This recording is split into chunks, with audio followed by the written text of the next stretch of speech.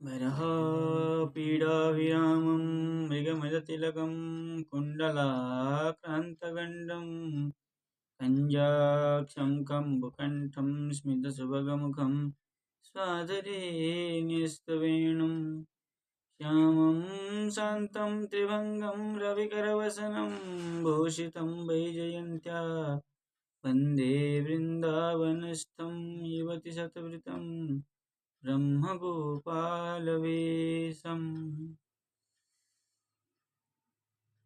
तो ब्रह्मस्तुति में ब्रह्मा जी कह रहे थे कि जो देवता, ऋषि, मनुष्य और पक्षी और जल जंतु आदि सबका जो आविर्भाव केवल मात्र क्या है, सब स्वरूप में आप जो क्या होते हैं, अब आविर्भाव होते हैं, वो दुरात्माओं की निग्रह करने के लिए, नष्ट करने के लिए और सत्पुरुषों को प्रति कृपा करने के लिए, सत्पुरुषों के ऊपर कृपा करने के लिए क्या करते हैं आप, आविर्भाव होते हैं। अब आगे कह रहे हैं, कुवेति भूमन् भगवन् परात्मन् योगेश्वरोऽतिरिभवतस्त्रिलोक्यां क्व वा कथं वा कति वा कदेति विस्तारयन् क्रीडसि योगमायाम्। वो कह रहे हे भूमन भगवन परात्मन योगेश्वर, हे भूमन स्वरूप, भगवत स्वरूप, परात्मा योगेश्वर, क्व कथं वा कदा कति वा, क्व कब, कब क्व माने कहाँ पर, और कथम किस प्रकार, कैसे, बा कदा कति बा कब और कितना, योग मायाम विस्तारेण क्रीडसी, योग माया को आप विस्तार करके क्या करते हैं, क्रीड़ा करते हैं, तुम क्रीडसी। भवत उति त्रिलोक्याम कह वेत्ति, आपका जो उति लीला, आपके जो लीला वो तीनों लोक में, कह वेत्ति कौन जानता है। उति में तो लीला होता है या फिर सृष्टि का विस्तार? नहीं, उति लीला भी, सृष्टि का विस्तार तो एक चीज में रह जाएगा ना, लीला कहने से सब कुछ आ जाएगा उसमें। नहीं, होता ना कि यहाँ विशेष वही अर्थ होता है, उति का एक वो भी अर्थ होता है ना, अर्थ भी है, लेकिन यहाँ उति के अगर उसका कहेंगे सृष्टि का कार्य तो क्या होगा, संक्षिप्त में रह जाएगा, और लीला कह देने से सब कार्य हो जाएगा।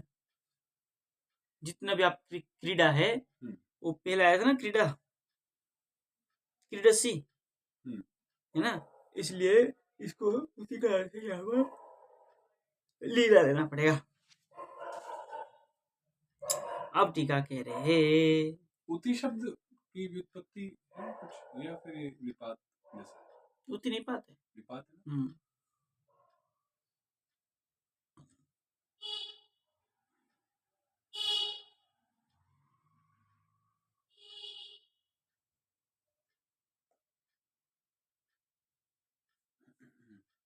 वो तो मतलब अथवा आता है, पर वो तो फिर वामन हुआ।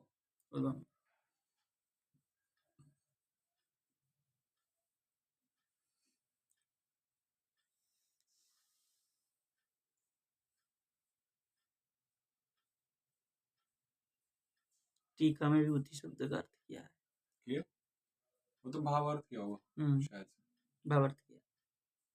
चलिए कह रहे ननु कृष्णस्य मम भूभार हरणार्थमेव जन्म, ननु करके कह रहे बोले कृष्णस्य मम, कृष्ण का मतलब मेरा भूभार हरणार्थमेव जन्म, मेरा जन्म किस लिए है?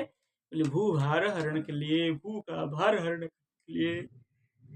और रामस्य क्या है? रावण वधार्थमेव, राम अवतार जब होता है तब क्या है? रावण को मारने के लिए। और शुक्लादि अवतार गणस्य, शुक्ल रक्त तथा पीत जो कहा है ना, तो शुक्ल वर्ण और रक्त पीत वर्ण, शुक्ल आदि मतलब सब हो गए ना, सब हो गए। तो कृष्ण वर्ण का और रक्त वर्ण का तो बता दिए। रक्त वर्ण में कौन? राम जी को रक्त में ही लिया। हाँ, परशुराम राम दोनों को रक्त में लेते, राम जी लाल थे फिर।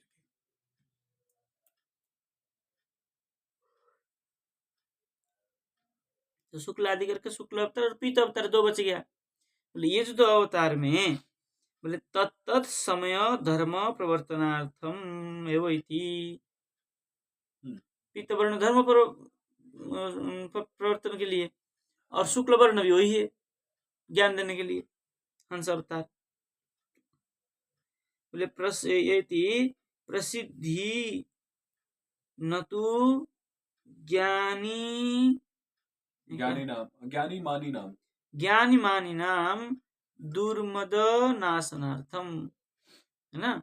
बोले ज्ञानी और मानियों की दुर्मद अहंकार आदि को नष्ट करने के लिए मेरा आविर्भाव नहीं है, वो तो मैं उसके साथ ही कर लेता हूँ। ये प्रश्न हुआ। अब उत्तर दे रहे सत्यम, तुम जो कह रहे हो सत्य है। बोले तव प्रादुर्भावादि लीलानाम कुत्र कुत्र विषये किं किं प्रयोजनं कदा कदा वा कियत्यो वा ता इति कास्नेन ज्ञातुं कोऽपि न प्रभवति, है ना।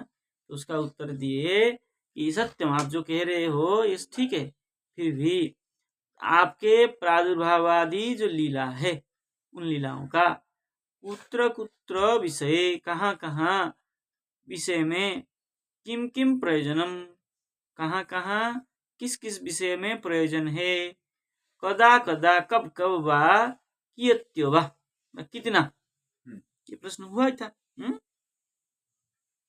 कितना इति कास्नेन संपूर्णेन ज्ञातुं कोऽपि न प्रभवति, कोई भी संपूर्ण रूप में नहीं जान सका।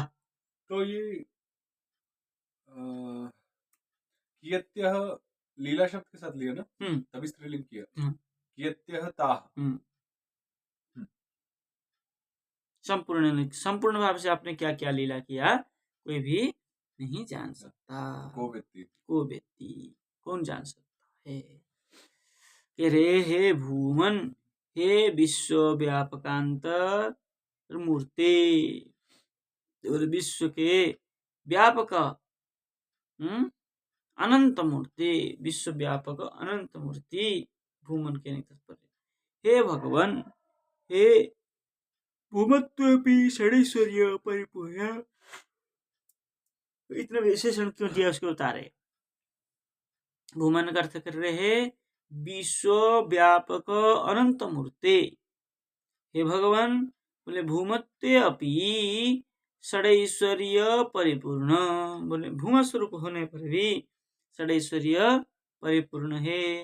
हे परमात्मा, बोले हे भगवत्वेपि परमात्मा स्वरूप, बोले हे योगेश्वर, बोले योगो मायया एव अनुभाव्यमानम, क्या है अनुभाव्यमान भूमत्वादि महाईश्वर्य, योगेश्वर के तात्पर्य है जोग माया एवं जोग माया के द्वारा अनुभाव्यमान, जो अनुभव होने योग्य भूमत्वादि महामहेश्वर्य, महा जो ऐश्वर्य है, ऐसे ऊती जन्मादि लीला कर दिया ना, सृष्टि आदि जो लीला है आदि करके सबको ले लिया ऊती करके, जितना भी लीला है, ठीक है ना। जन्म मतलब सृष्टि, सृष्टि स्वजन्म या सृष्टि? स्वजन्म।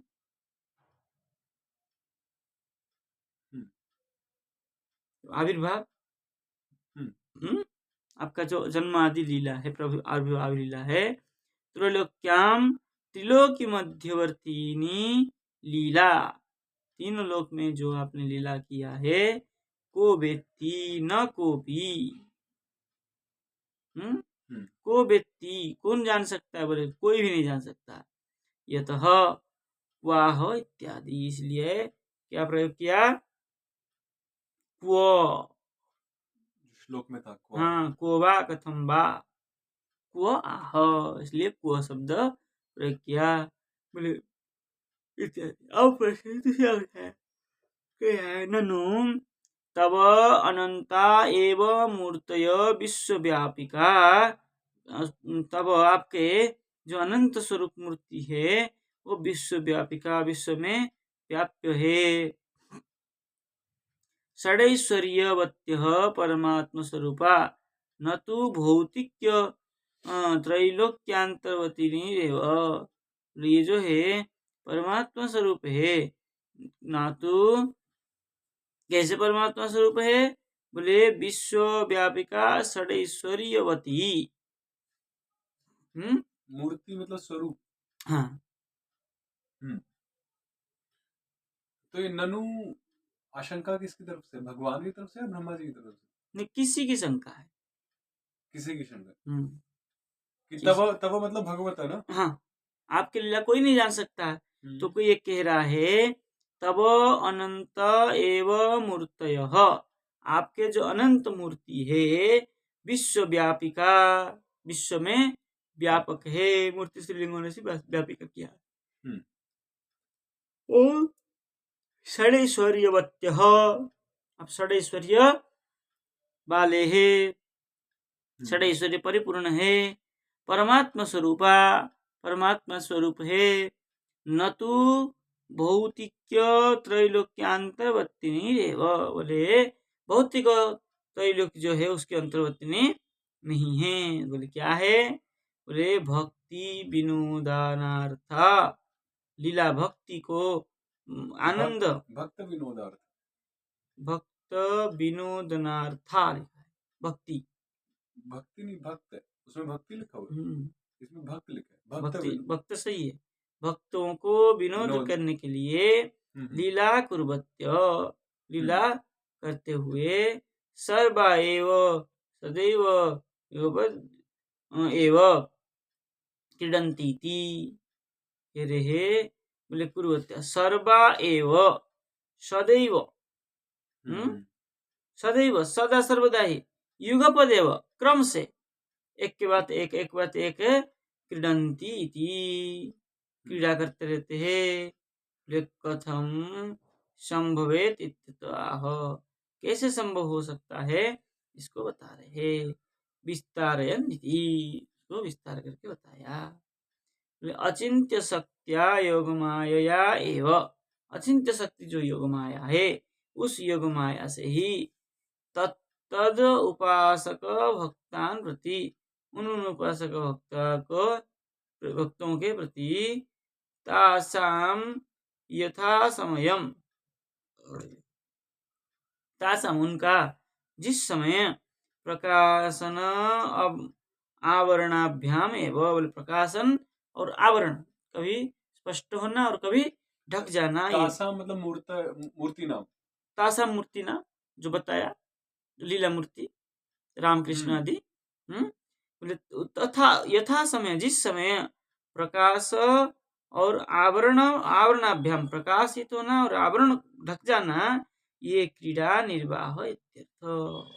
वही क्रीड़ा निर्वाह करने के लिए करते हैं, इसलिए कोई नहीं जान सकता है। अच्छा एक लगा कि तब अनंता मूर्तयः सर्वे एव परमात्मा स्वरूपा, कि सभी परमात्मा स्वरूप है। चाहे अंशावतार हो, चाहे लीला अवतार हो, चाहे कला अवतार हो, सब आपका ही परमात्मा स्वरूप है।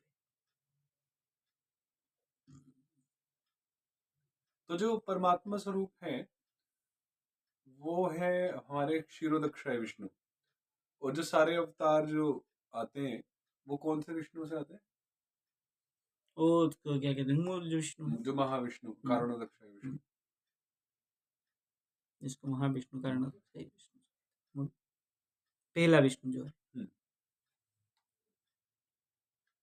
तो इसमें क्या कहा, क्या है, क्रीड़ा निर्वाह, तो क्रीड़ा प्रकाश, जो क्रीड़ा है प्रकाश और आवरण क्रीड़ा है, उस क्रीड़ा को, लीला को निर्वाह करने के लिए वो करते हैं। तो मतलब इस श्लोक का निर्यास यही था कि कोई भी नहीं जान सकता, व्यक्तुम न शक्नोति, कोई भी नहीं जान सकता।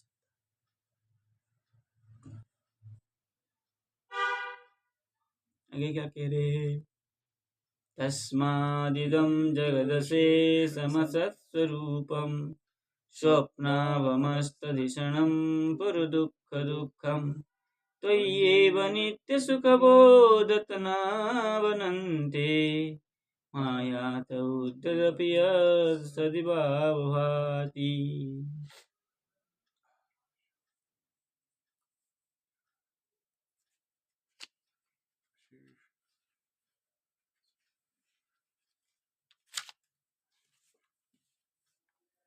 क्या कह रहे हैं, तस्मात् इदम असत स्वरूपम, इसलिए यह जो असत स्वरूप, अनित्य स्वरूप, इसका, बोले इदम, इदम मतलब असत कहाँ पर है? जगत शेष असत, म नहीं है उसमें, शेषम असत। अच्छा, इसमें गड़बड़ हो गई, इसमें लिखा है जगत अशेष समत स्वरूपम, स और मैं आगे पीछे कर दिया। मैं वही सोच रहा हूँ, बन तो रहा नहीं है कुछ भी। ठीक है,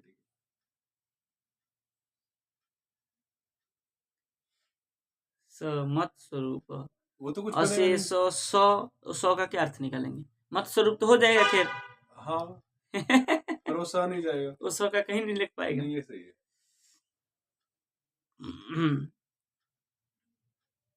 क्या है, ये जो जगत स्वरूप है, इदम असत स्वरूपम, यह जो जगत का असत स्वरूप है, कैसा है, बोले स्वप्नाभम,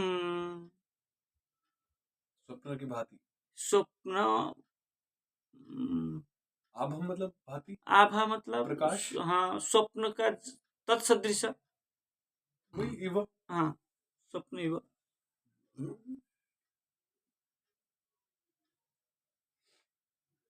कहने का तात्पर्य क्या है, कल्पित है। स्वप्न मतलब क्या, कल्पित है, स्वप्न में सब कल्पना ही चलती है, प्रतिबिंब, कल्पना ही है, वहां कुछ होता ही नहीं है, प्रतिबिंब किसका करेंगे। मैंने कल स्वप्न देखा कि आकाश में बहुत सारे लोग लंबा लाइन लगा के बैठे हैं। जब आकाश में बैठने की व्यवस्था ही नहीं है, आकाश मतलब शून्य में, वहां कुर्सी लगी है, सब बैठे हुए, तो किसका प्रतिबिंब मानेंगे, क्या है, वो कल्पना ही है, जो कि वृथा है, इसका कोई तुक नहीं है। कुछ लोग कहते हैं मैं उड़ रहा हूं, मतलब पक्षी जन्म उसका प्रतीक है। भाई ऐसा मैं जो देखा कि आकाश में कुर्सी लगी हुई, सब बैठे हुए, मैं देखा शून्य में, न शून्य में कुर्सी ले सकते हैं, ना कोई बैठ सकता, तो यह कल्पना ही है, जो कि क्या कहते हैं, आभा भी नहीं कह सकते, ये स्वप्न, इस स्वप्न क्या है, एक स्वप्न ही है, कल्पना मात्र ही है, भ्रम नहीं कह सकते, ज्ञान नहीं है, स्वप्न है तो क्या ज्ञान होगा इसका। तो कह रहे हैं अतः क्या है, अस्तधीषणम, कैसा है ये स्वप्नाभ, बोले अस्तधीषणम, धीषण मतलब बुद्धि है ना, अस्त मतलब लुप्त ज्ञान, स्वप्न का जो आभा होता है कैसा होता है, लुप्त ज्ञान। पूर्व दुख दुखम, पूर्व मतलब अत्यंत, अत्यंत दुख का ही दुख है स्वप्न जो होता है, ये जगत के विशेषण, जगत के विशेषण कह रहे हैं, और जगत कैसा है, इस प्रकार असत है। और अशेषम जगत, जो अशेष जगत है, मतलब न शेष, जिसका अंत नहीं है, संपूर्ण जगत, जगत नित्य सुख बोध तनु। नित्य सुख का जो ज्ञान कराने वाला तनु शरीर है, उस शरीर में अनंते त्वय्येव,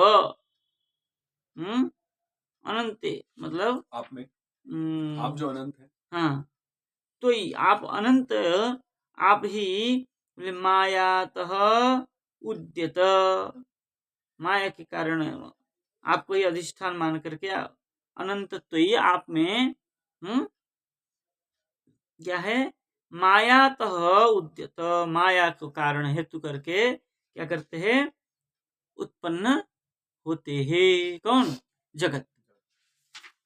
बोले अपि यत सत इव अवभाति, और अब क्या होता है, जो यत क्या है, यत संसार सत इव, मतलब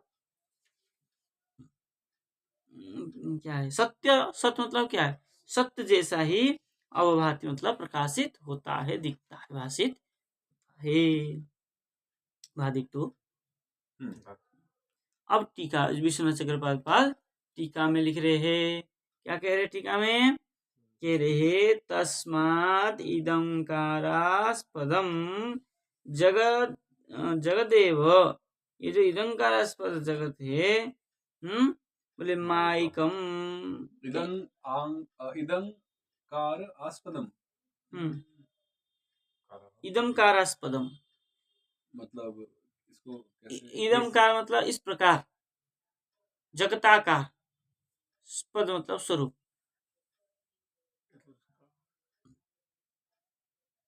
मतलब क्या, ये जगत, हाँ ये जगत, ये इस प्रकार ये जगत, जगदेव माइकम मध्यम परिमाणवत्यपि एतत् परिच्छेदकम, रे मध्यम परिमाण होने पर भी एतत् परिच्छेदकम, ये संसार कैसा है, परिच्छेद वाला है। समझा नहीं, बता सकते ना, इतना बड़ा संसार है, ईश्वर तो परिच्छेद नहीं है, जगत तो परिच्छेद ही। अच्छा, और मध्य परिमाण मतलब जिसका मध्य है, क्योंकि जो सीमित है उसका ही मध्य होगा, असीम का तो मध्य नहीं होगा। तो परिच्छेदकम जो जगत, तो परिच्छिन्नम, वही परिच्छिन्न, हाँ परिच्छिन्न। और कह रहे हैं तद बपु यस्तु, तद बपुस्तु शुद्ध सत्वात्मकम एति मेवेति, वो जो क्या है वस्तु, तद बपु, वो जो शरीर है, शुद्ध सत्वात्मकम, आपका शरीर कैसा है, शुद्ध सत्वात्मक है, और प्रकरणम उपसंहरति, इस प्रकार इस प्रकरण को उपसंहार करने जा रहे हैं। तस्मादिति बोले असत सार्वकालिक संतार रहितम, क्या है, सत्ता रहितम, सर्वकालिक सत्ता से जो रहते, क्या है, जगत, जो हमेशा नहीं रहता, न हमेशा नहीं रहता है। स्वरूपम यस्य तत्, जिसका इस प्रकार स्वरूप है, वह अतएव स्वप्नाभम स्वप्नात्म ज्ञानवत कल्पवालवती, क्या है स्वप्नाभ मतलब, स्वप्न आत्म ज्ञानवत, इसमें तो कुछ और लिखा हुआ है, क्या लिखा है, यहाँ लिखा है स्वप्नवत अल्पकालवर्ती, स्वप्नवत अल्पकालवर्ती, जो स्वप्न की भांति, यहाँ कह दिया स्वप्न आत्मज्ञानवत, स्वप्न में जो आत्मज्ञान होता है, वो आत्मज्ञान क्या होता है, किन शिक्षण के लिए होता है, एक कैसा है, अल्पकालवती, अल्पकाल के लिए ही होता है, न तो स्वाप्निक वस्तु वस्तु बत अस्य जगत, स्वाप्निक वस्तुवत इस जगत का मिथ्यात्व व्याख्यायम, मिथ्या स्वप्न वस्तु से मिथ्या होता है, इस प्रकार ये जगत मिथ्या वस्तु नहीं है, ये तो सब वस्तु सत्य है। सत्य वस्तु है, लेकिन वो नित्य नहीं है। बोले प्रधान पुंभ्याम नरदेव सत्यकृत इति सप्तम अध्याय में कहा है। प्रधान और पुरुष है ना, नर और क्या है, नरदेव सत्यकृत क्या है, नर देव ये कैसा है, बोले सत्य जैसा है, ऐसा सप्तम स्कंद में कहा है। बोले सत्यम ह्यवेदम विश्वम असृज इति विश्वमसृजत इति।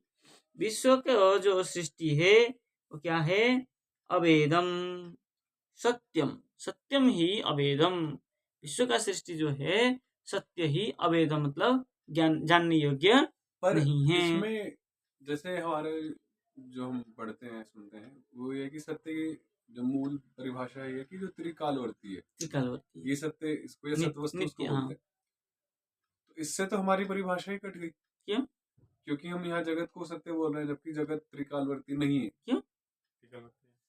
हाँ वैसे उस दृष्टिकोण से है, बस वो जब अव्यक्त व्यक्त और अव्यक्त बनलीन विहंगवत जगत नित्यमेव, रत्नावली में कहा है। बनलीन विहंगवत जगत नित्यमेव सत्यमेव। बनलीन मतलब वन में लीन हो गया, क्या हुआ, जो क्या है, सुख पक्षी तोता बाहर उड़ रहा था, दिख रहा था, जंगल में चला गया, तो पेड़ का पत्ते भी हरा और सुख पक्षी का कलर भी हरा, तो वो उसमें बैठा हुआ है, दिख नहीं रहा, लेकिन वो तो है ही। ऐसे ही जगत जो है सूक्ष्म रूप लेकर के क्या होता है, क्या है, भगवान के लोमकूप में ब्रह्मांड प्रवर्तित हो जाता है, प्रविष्ट हो जाता है उसमें। इसका मतलब क्या नहीं है, है? बस व्यक्त नहीं है, व्यक्त नहीं है। तो वनलीनवत वनलीन विहंगवत जगत सत्यमेव।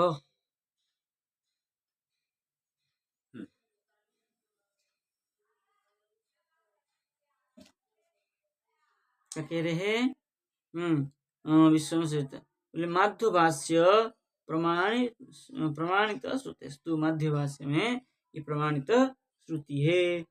अस्ता लुप्ता धिषणा ज्ञानम अविद्या यस्य तत्। कह रहे अस्ता, अस्ता मतलब लुप्ता, धीषणा मतलब ज्ञानम अविद्याया यस्य तत्।